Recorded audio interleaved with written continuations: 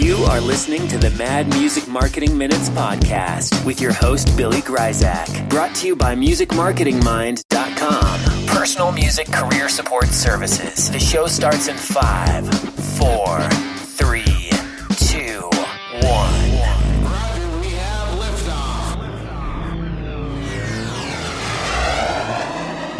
I'm so excited. Today we are here again with the Mad Music Marketing Minutes podcast, and today I am talking to someone that has really impressed me recently and has got me really excited, and in fact has inspired me to do a lot of the things that I'm doing right now to try and help people like you.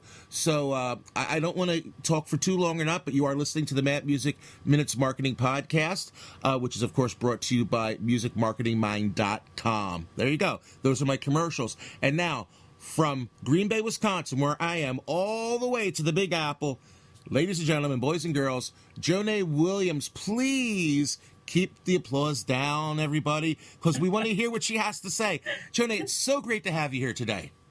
Oh, thank you so much. It's so great to be here. You're such a fun and light person in this industry, and I'm so happy to be here. And thank you so much. Oh, thank you so much. And before we get on with the mutual admiration, why don't you tell everybody, who you are, what you do. I mean, we could do a half hour just on that because you are one seriously busy lady. Between, what you do for what some people would consider your real job and the things that you do creatively and oh gosh. I mean, I'm doing your intro. I got to stop. Jonay, please take it away. Right. So I am an attorney, and I have my own law firm, J. Williams Law, the artist empowerment firm. And what I do is I teach artists how to create a foundation, a business foundation for their long-term success. So I work with them on long-term planning. I work with them on setting up their businesses. I work with them on how to pull together an entire wealth plan and a strategy for what it is that they want to do and how to legally protect their brand and their music and everything that they have that encompasses who they are along the way. And I also have another company that's called Artist Empowerment Group, and in that company, it's an artist development company where I work with artists on branding and marketing, and I teach them how to use their brand in order to catapult their career forward and help them understand how to lay a business foundation for what it is that they are creating out in the world. Because I personally believe that artists have to be entrepreneurs. It's not an option at this point. So I'm teaching them how to do that effectively. So you mean music business is actually a business? Really? Yeah. What a crazy idea, right? It's crazy. I got to tell you, you kind of came out of left field, out of nowhere in my radar. I was, one day I was checking my email and I got a message from my friend Bob Baker, and he said that he was going to be a presenter on this teleseminar. That's what it was. Telesummit. I got it. Telesummit. And then he said that you were hosting it, and I had no idea who you were, to be honest with you, at the time. And man, just like when the Beatles hit 50 years ago, it's like Jonay hit my world, and nothing's been the same. I mean, you somehow out of the blue, you just dropped in, you assembled this incredible workshop, the series of telesummits, teleseminars, webinars, products, and not to mention just all of the Twitter updates. I mean, I think I'm good, but I can't even keep up with you. I mean, the Twitter updates, the Facebook posts, the network you're putting together. I mean, I got to tell you, you're one of the people that get me going every morning. I see what you're doing. I'm like, damn, I can do that. So I appreciate that so much. I think that, the thing is that I've been coaching for a few years now and working with artists, but I am basically an embodiment of my brand. It's kind of like I came in purposely like dropping a bomb.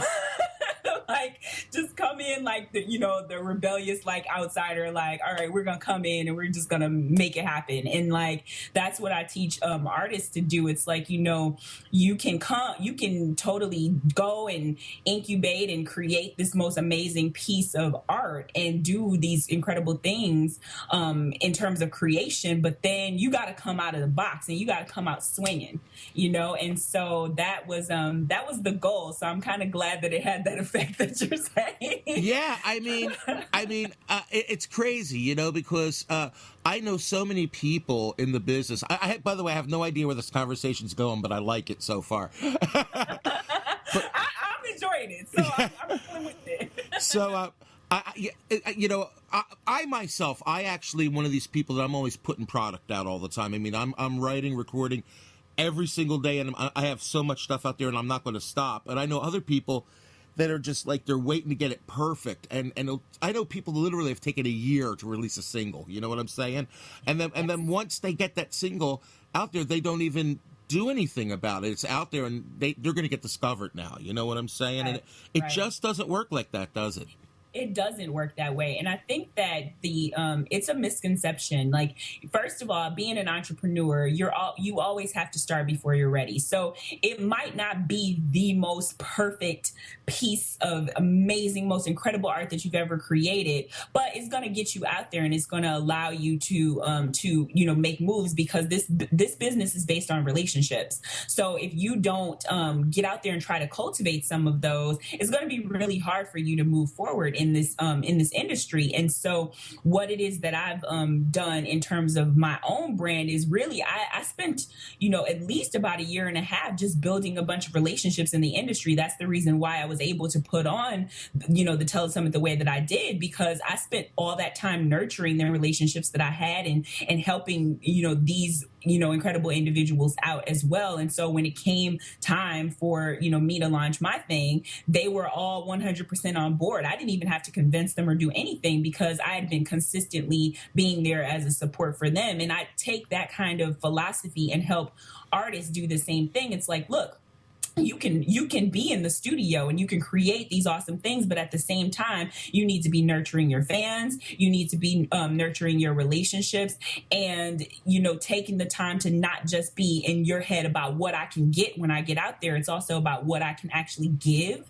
So when you're doing that simultaneously with going in and creating the art, once it's time for you to actually go out there and present it in the world, then you have people who are ready for it. They're waiting with bated breath. They're ready to help you. They're ready to do these things because you've been a consistent support and you've been putting out great things and doing good content and things like that. So I think that it's a part of being an entrepreneur, and the paradigm needs to shift in terms of how artists think about how they're going to actually move through the industry. Like, we all have to change our mindset about how this industry works, because it doesn't work the way that it did before. And even back then, it still didn't really work very well. It was just a broken industry, and now it's just completely crumbled, and there's a new model that's kind of emerging, but it's a model that's created by those that are creating the art. It's not a model that's coming from the big boys at the top, coming down and saying, okay, little, independent artists, we're going to pull you into the limelight. It's not like that anymore. So we need to all kind of shift our ideas and perceptions and really move forward in a different way. So what is the most exciting thing that's going on right now that is a really great opportunity for, musicians that maybe they're not even aware of? Is there something you see happening that we should know about? What's going on, something new and exciting? The thing that I think that's really new and exciting to me is that artists are starting to think more creatively about ways that they can make money in the industry, because they understand that they're not going to be able to create sustainability through just selling recorded music, not over the long term. They're thinking of art as mainly as like the product, but then obviously there has to be something underneath you to sustain you. And most people don't want to necessarily have a 9-to-5 day job because it takes away from your ability to create art, but they're thinking about other different ways. For example, putting on their own workshops about songwriting, or taking the time to teach private lessons, or deciding to perform for classes for other people's classes. So it still keeps you in the realm of being a musician, but at the same time, it's allowing you to have control over what it is that you do, and you're doing something that's still related to music and honing your craft. And so I think that just the idea and the perception about, okay, you know what, I need to focus on my business, and I need to take the time to figure out what other types of revenue streams are out there for me to propel myself forward. I think that that's the most exciting part of what's happening in the industry. And people are starting to also understand the relationships between themselves and other brands. And I think that that's really exciting too, because music is basically the pulse of everything. So the fact that we have other companies that are now working with independent artists and creating endorsement deals for them is creating a new level of exposure for the independent artists. And it's also allowing people to have access to the kinds of music that they wouldn't normally, go after, because the artists at the top are a little bit too expensive. So they're looking at, okay, how can we work with independent artists? And so that's creating some really great partnerships in the industry. One of my clients recently landed a endorsement deal, and she's an independent artist, and she landed it with a major hair care company that's a $5 million company. And she's an independent artist. She's on her own label. She's doing her thing. She has some exposure, but she's not Beyonce yet. So, it's really great that people's minds and ideas are expanding about how they can work with independent artists when they're working in these larger brands, and it's creating this opportunity for artists to get their message out in a bigger way. I don't know if you had an opportunity to hear our last podcast or not, but in the last one, I did something a little I thought it was unusual and groundbreaking. Maybe it wasn't, but I actually interviewed 3 totally unknown teenage musicians that are literally just getting started out at the beginning of their career. One was 15, who, by the way, is a monster guitar player. One was 17, who happens to be my son, and another fellow who's 18 that's releasing his first EP. And it was so incredible listening to their view of the music business and the having a career in music compared to folks like me that have been around forever, or the people in the middle that they're caught between the old ways and the new ways. Do you know what I'm saying? I love that, and I do know what you're saying. It's nice to see that, because they're living in a world that's built on technology, and they grew up in the age of seeing that, they came into the industry post Napster. So They're looking at it with a whole new set of eyes than, those of us that have been in the industry prior to and understand what the motto was before. And it's really refreshing, because they come with new ideas, they come with new energy, and they help kind of bring forth the wave of what the future of the music industry is going to be, because they're, number one, they're on the ground, but also because of the fact that they weren't in this industry prior to. They were babies at that time. So I feel really old right now saying that, but they were babies. Oh my God. But yeah, they were. And so it feels really great to kind of have those fresh eyes and that new energy. It's almost like breaking away the old and just kind of going into this new realm. And I love it. I think it's really exciting and fun. I got to tell you, though, that the new crop of musicians and music fans is really interesting. I've been spending a lot of time lately. I kind of burrowed away from the music industry for a while once I got into doing kids and family music, which is what I've been doing for about the last 12 years. So I kind of got out of the whole grown-up music scene for a while. Yeah. And it's different. But lately I've been kind of getting back into it. And what I've been doing is I've actually been going to a lot of local open mic nights where a lot of the college students and, all the people that are trying to find their voice or write songs, find an audience. And it's a real eye-opener. And one thing that I found, I don't know what it's like in New York, but in the Midwest here, all these kids, they know all these bands and these songs that I've never heard before. I mean, because they're not playing the stuff on the radio. I mean, literally, they'll get five guys go up on stage, say, "Hey, you know that Ludo song?" And they're like, "Yeah, Ludo, let's do that." And they're like, and I'm like, Ludo, "Yeah," right? like this band, Steam Powered Giraffe. I mean, what the heck is that? It's awesome, but Yeah. but you know, they don't play that stuff on the radio. You know what I mean? And Yeah. so I mean, there's a whole new culture out there of music discovery that's just unbelievable.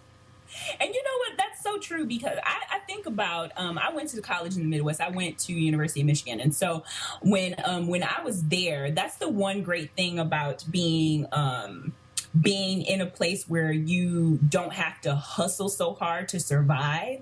Because I noticed here in New York, there isn't time to really dig into the crates, so to speak, and like find those gems and those jewels.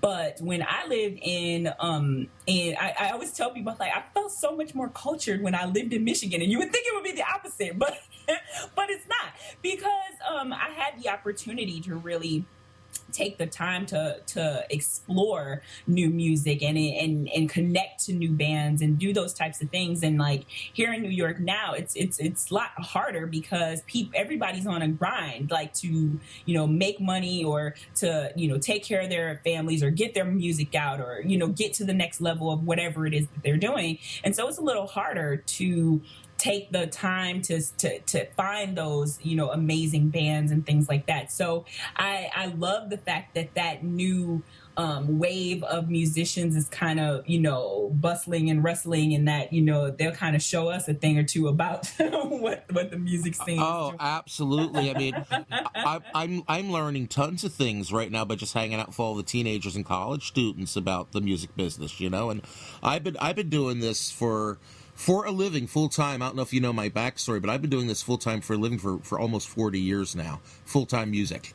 And no, you know what? I remember you saying something about it during the summit, and I was like, wow, that's so impressive and so inspiring. I can't imagine. I wish that other people knew that, you know, and know that it's possible to do that, and you can make a living from doing this full time. That's kind of my mission. I mean, that's why I got on the bandwagon, sort of, in my little corner of the world, just to say, hey, you know, I've done it, and I'm not the prettiest guy, I'm not the best singer, not the best songwriter, but I've fed my family, I bought houses, bought cars, and I did it all from a musician's paycheck, you know? It's so amazing. It's so amazing. And it's so impressive. And I hope that other artists hear this, like so many artists hear this and understand that it is possible. It's really, I was talking to an artist the other day, and she was telling me about how, you know, she feels guilty in a sense of taking money for her art. I was like, why?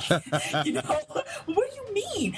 And I tried to tell her, I was like, you know, all the previous artists that you know and love, the reason why you can even enjoy their art is because they were entrepreneurs before. I'm like, you know, if you think about Frida Kahlo was an entrepreneur, Mm-hmm. you know, and so was Mozart and, you know, Salvador Dali. Like, they were all entrepreneurs. So, you know, like art and entrepreneurship are this perfect marriage. And so, and somewhere along the way, the chain got broken, and now, you know, artists think that they shouldn't be taking money for their art, but then being resentful and upset if somebody asks them to play for free, you know. So it's just kind of like this crazy dichotomy. But I just truly believe that it's 100% possible, and you're proof of that, which is awesome.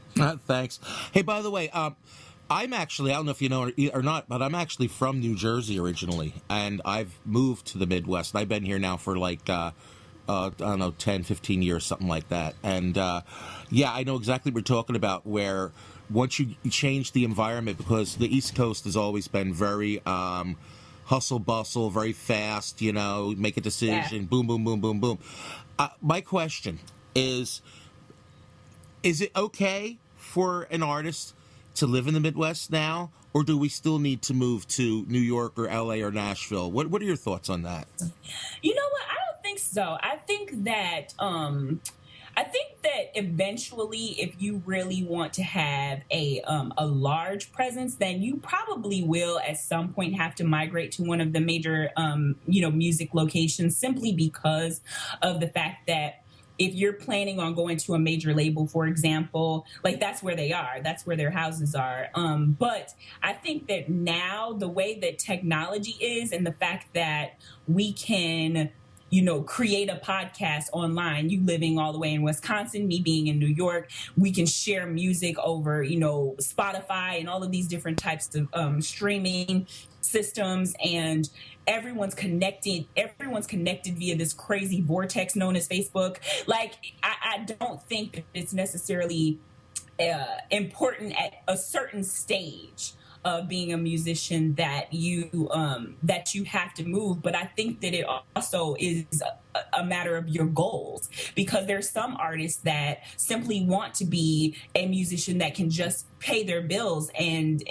feed their family, and then there are some that are going for Beyonce status, and then there's some that want to just be a really, really well-known producer or songwriter. And so depending on what your career path is and what it is that you want to do, I think that that would determine whether you need to actually relocate or you can do it right from where you are.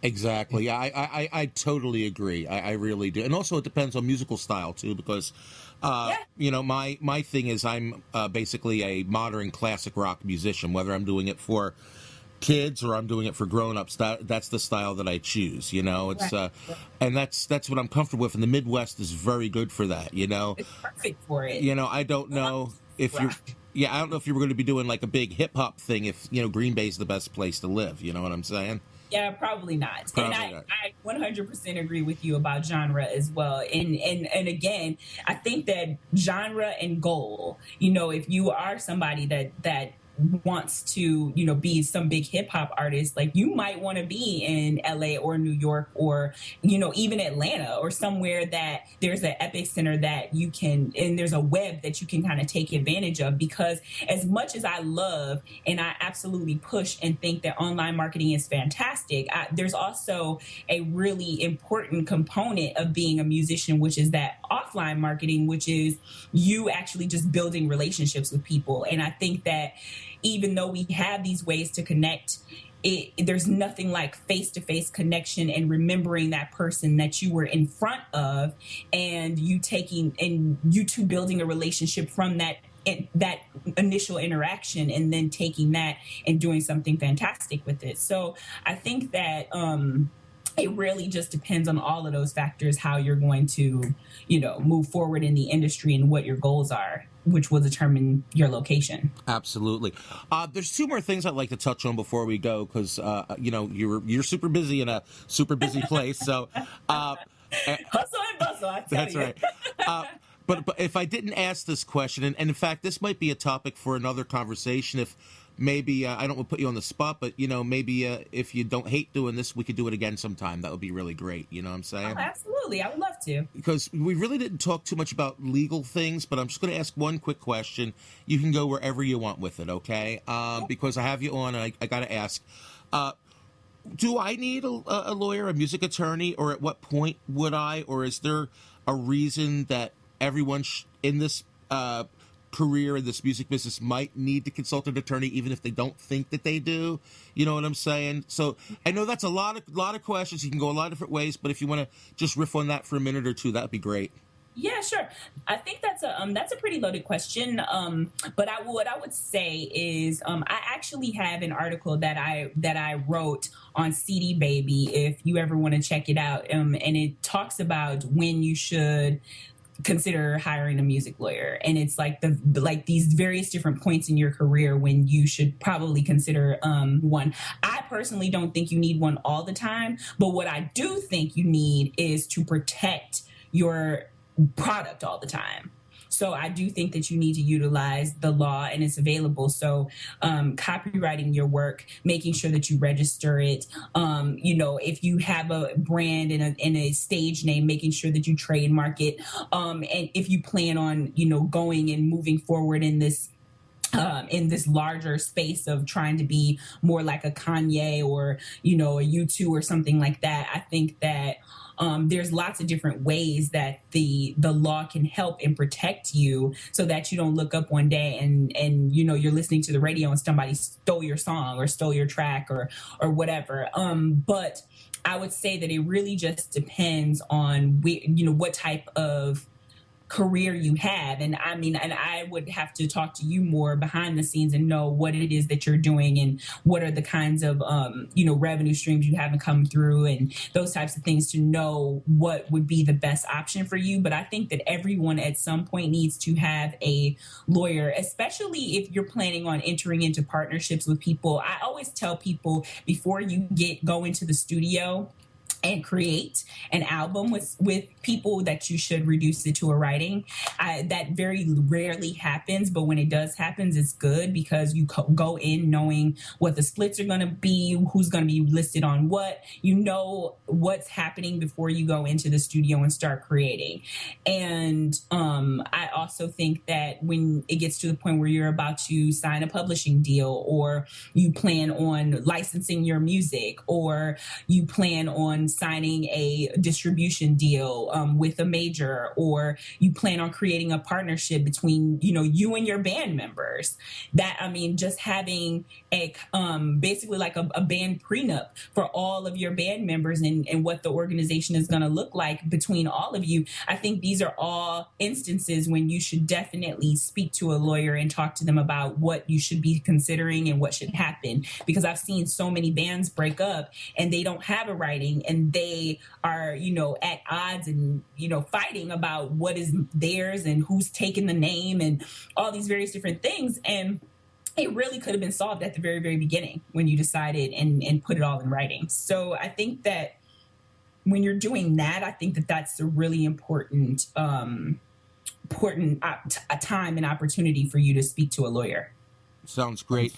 Now, in Green Bay, Wisconsin, or De Pere, Wisconsin, where I'm actually, which is a suburb, we don't have an abundance of entertainment or music attorneys just kind of walking down the street. Yeah. Really? So, I wouldn't guess. No, I'm sure there's like some type of entertainment lawyers that deal with like sports events, because we got the Green Bay Packers here, but I don't think they're music lawyers, so attorneys. So for those of us that are not living in New York or LA or Atlanta or Chicago, Nashville, I'm assuming we want someone in the entertainment industry, in the music industry, just not your like divorce lawyer, obviously, right? So no, absolutely not. I think that it's really important, and I try to explain this to people all the time. So I'm actually glad that you answered this question.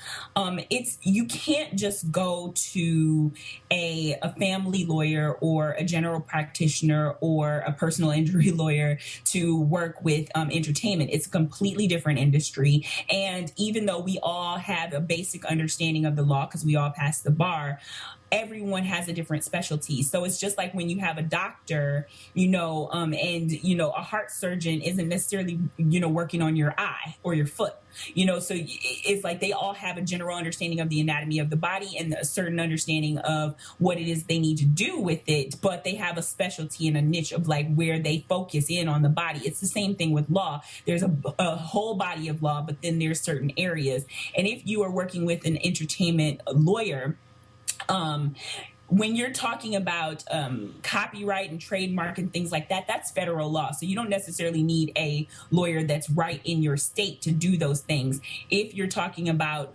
negotiating a contract and they're working on your behalf, if you're, for example, you're going to sign a distribution deal with a major, you might want to get a lawyer that can represent you against that company, but is licensed in the state where you are going to be transacting and doing business. So if the deal was happening in New York, you want to get a New York lawyer to make sure that they're looking over that deal for you. So that's the kind of understanding that will kind of help you and keep you out of hot water. But when it comes to entertainment law, it's a whole other beast. It's not like anything else. And I wouldn't expect for an artist to come to me if they slip and fell outside on, in front of, an office building, even though I know parts of the law, like I would expect them to go to somebody who deals with that all the time. So it's very important that you go out and you seek an intellectual property or an entertainment lawyer when it comes to matters that have to do with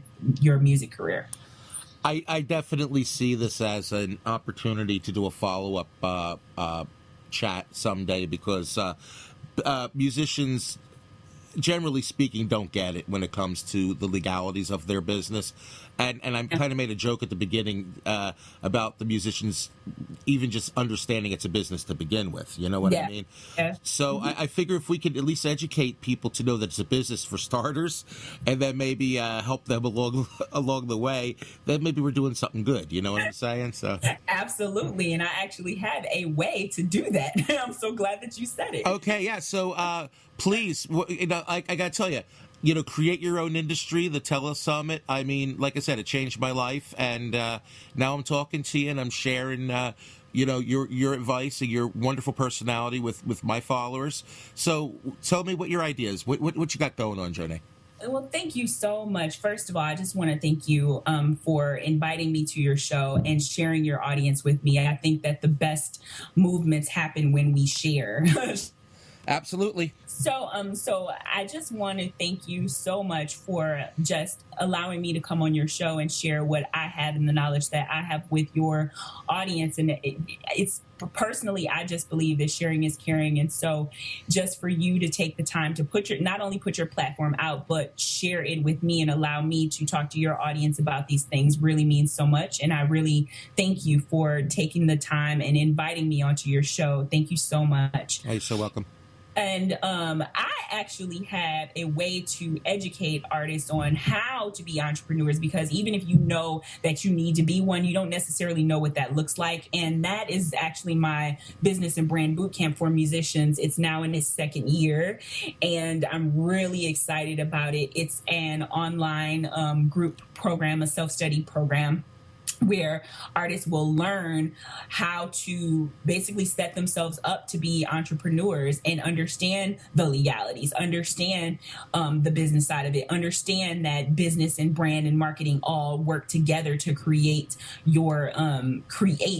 what you want to do in the industry and be the type of artist that you want to be on your terms. And it's a really great program. It's for 4 weeks. It's a 30-day program. It's intense, and it's designed that way because it's a boot camp, for number one. But number two, I really wanted to provide something to artists that they could get a ton of value out of. And even if they don't implement everything during the 4 weeks that I'm working with them, they can take that and it can propel them to where it is that they want to be all year, and at least give them that jump, start and head start. So it's basically an online program with several different modules, about 4 or 5 modules, where I talk about various different things like how to set yourself up to be a CEO, and what it is that you need to know legally, how to set your business up, what is it, how do you create your musician brand, or if you have your musician brand, how do you up level it so that you are not only attractive to people in the industry, but at the same time you are cultivating your movement of your fans that are not only excited about what you're doing, but they're sharing it and they're buying your music. And that's one of the things I'm very, very proud of with this program, is that I show artists how to actually make money with their music. And so after you're out of the program, you finally know how to stop spinning your wheels. You know how to create a solid plan. You know how to get yourself out of legal hot water. You know the nuts and bolts of creating a successful business, and how to be a musician who is an entrepreneur, and you're not just clamoring for the industry to come and lift you into the limelight. You know how to put rubber to the road, and you know how to create your own career on your terms. And then when the industry comes to you, you have leverage. So you're not the type of person that's, waiting for them to come to you. You're doing your thing. And when they come, you have the ability to negotiate your own type of deal that will allow you to create your own path, so to speak. And then I have some really incredible people who have donated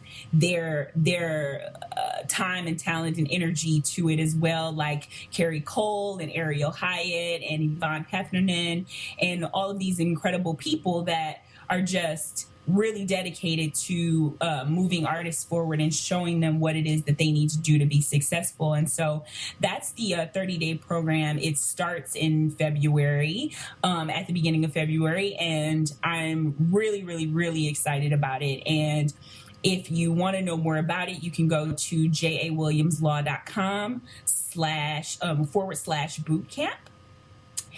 And we have one more special little thing. But wait, folks, there's more. There's more. If you take the opportunity to enroll into boot camp and then share why you want to be a musician, like if you share that with me and you tag us, the hashtag is BB Bootcamp. So if you share why you want to be a musician after you enroll, then you're entered into a chance to win a free 45-minute session with me. So that's another great little perk and opportunity for you to not only have all this great content that's coming to you, you also have an opportunity to work with me directly, and I can help you and we can workshop your entire plan and get you ready, because 2014 just started. So you got a whole year to get yourself on the right path and move forward with awesome momentum. So I'm really excited about the program. It's one of my most favorite creations because I'm an artist too. Yes, you are. You know, we didn't even talk about the fact that you're an artist, you sing, and all this other stuff. So we're going to, look, you just got to come back, and we got to do this Absolutely. again. All right. I would love to come back. And, again, thank you so much for doing this. You're an awesome light in the world, and I really, really appreciate you putting out this incredible show. So thank you for doing that. Thanks so much. And is the best way to reach you then, if somebody has some questions or wants to follow up with you, what's the best direct way to reach you? Twitter Absolutely. or? If you go to either one of my websites, because I have two, if you go to jawilliamslaw.com or if you go to jonawilliams.com, that's JO-NA Williams.com, you can hit the contact buttons there and you can get a hold of my team. You won't be able to talk to me directly, but my team will let me know that that you emailed me, and then I will get back to you. So it's like a chain of command, so to speak. Because absolutely. Yeah. And if we want to if we want to follow all those great tweets, where do we go? Absolutely. If you want to follow me on social media, you can go to my Twitter handle is @JWilliamsESQ. My Instagram is also JWilliamsESQ. Keep it simple. If you want to find me on Facebook, you can go to Facebook / J.A. Williams Law. And my other page is Artist Empowerment Lawyer. So either one of those will bring you straight into the vortex. And also, if you want to sign up for my newsletter, I send out information every single week, like free content, free information to get you on the track to where it is that you want to go. So there's lots of ways to contact me, and I am more than happy to have you. And just come on board.